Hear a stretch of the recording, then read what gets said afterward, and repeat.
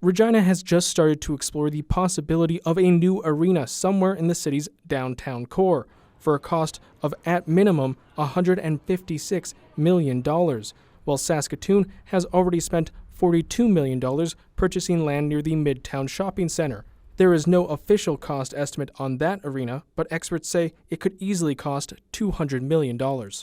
Construction is a long way off in either city, but there remains an important question. Who will pick up the check?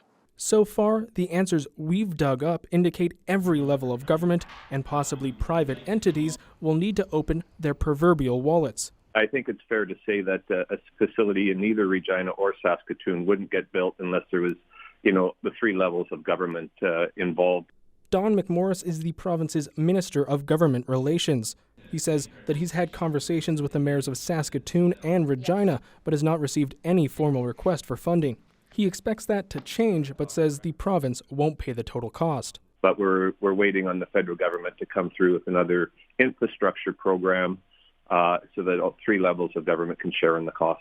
One expert who specializes in the economics of sports and arenas says a downtown arena in a small city won't be lucrative enough to attract private investors. There's lots of public parks out there that don't generate you dollars and cents, but you still might want to have them because it's an amenity for the local population.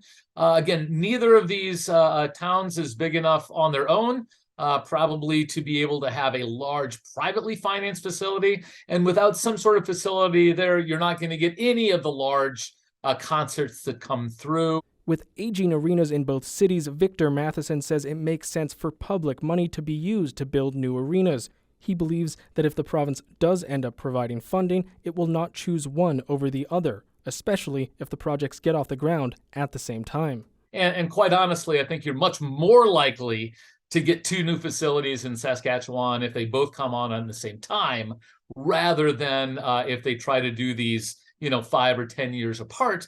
The Economist says that public buy-in is important if each project is going to succeed, and if they want dollars from the provincial and federal governments. Alexander Kwan, CBC News, Regina.